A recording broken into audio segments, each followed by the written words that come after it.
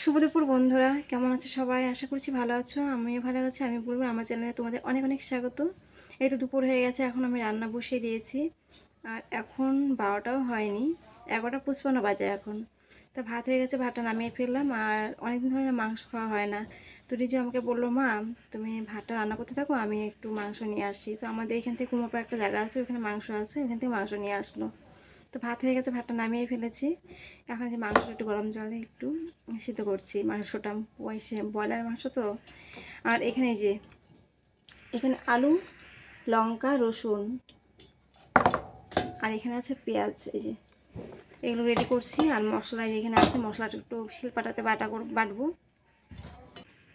ক্যামেরাটা একটু অন্ধকার অন্ধকার লাগছে, কারণ আমাদের এই ঘরটা একটু অন্ধকার।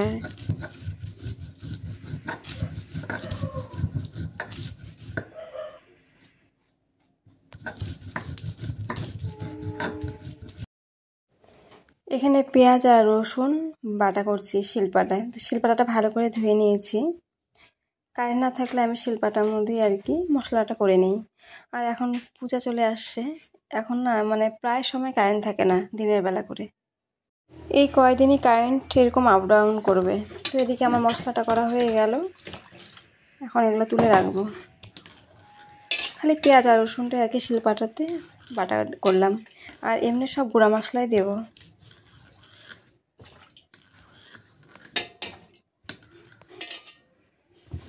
হয়ে গেছে।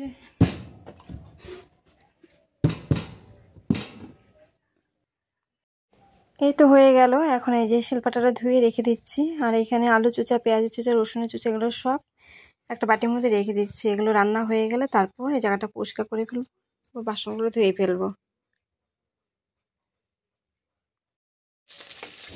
মাংসটা একটু গরম জল দিয়ে ধুয়ে নিয়েছি। এখন এই যে একটু তেলে ভালো করে ভাজা করলাম মাংসটা, এপিট ওপিট করে। তো ভাজা হয়ে গেছে, এখন নামিয়ে ফেলবো। বন্ধুরা, তোমরা কে কোথা থেকে দেখছো প্লিজ ভিডিওটা দেখে একটা লাইক করে দিও। আর স্কিপ করো না, পুরো ভিডিওটা দেখো। আমি এখনকার ভিডিওগুলো একদম ছোট ছোট ভিডিও দিচ্ছি। আর মাংসটা একটু ভাজা করে রান্না করলে না খুব খেতে খুব ভালো লাগে। এখানে মাংস আছে 500 গ্রামের মতো।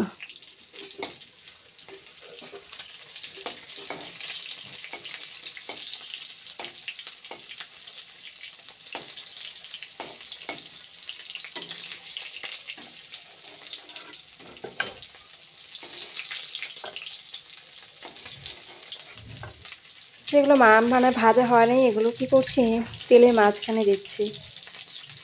আর সাইডে যেগুলো ভাজা হয়ে গেছে ওগুলো দিয়ে নামিয়ে ফেলছি।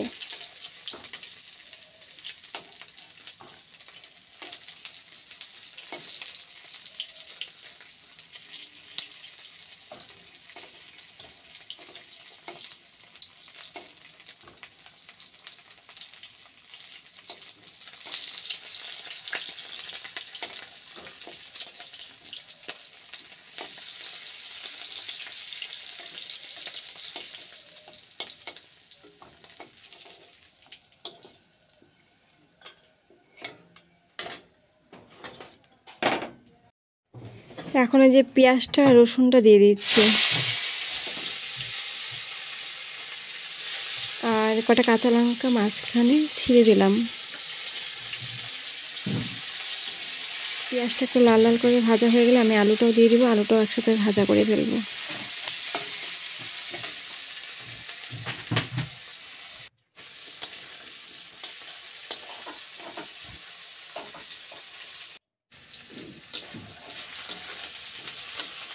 তো ভাজা হয়ে গেছে, এখন আমি মশলাটা দেব। মশলাটা আগে থেকে আমি গুঁড়া মশলাগুলো একটু জল দিয়ে রেখেছিলাম। এই যে এখন মশলাগুলো দিয়ে দিচ্ছি। এখানে মশলা আছে লঙ্কার গুঁড়া, জিরার গুঁড়া, আর হচ্ছে হলুদের গুঁড়া।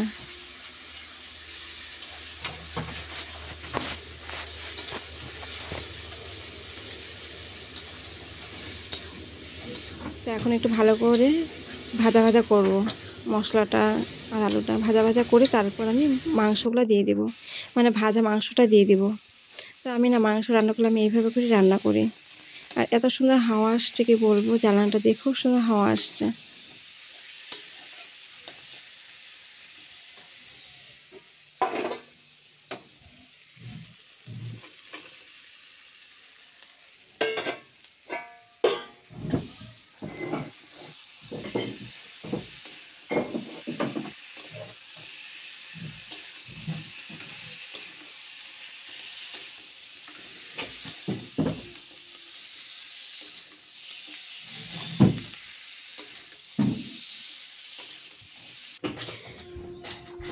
এখন একটু ঢেকে দিব থাল দিয়ে।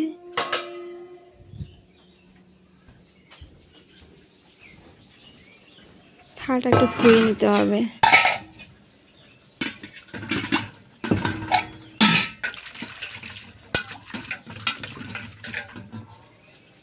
ধোয়া আছে, আমি সব আর কি থাল বাসন ধুয়েটে মানে ঝুড়িটার মধ্যে রাখি, তা একটু ধুয়ে নিলাম যেহেতু এখন ঢেকে দিব।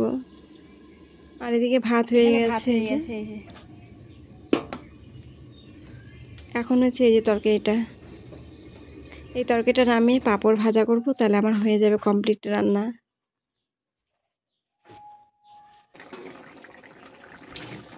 তো এই যে হয়ে গেছে, এই যে তরকারি হয়ে গেছে। ভিডিওটা কেমন হলো অবশ্যই তোমরা কিন্তু কমেন্ট করে বলবে আমাকে। ভিডিওটা দেখার জন্য অনেক অনেক ধন্যবাদ তোমাদেরকে, অনেকক্ষণ টাইম নিয়ে দেখেছো ভিডিওটা তোমরা।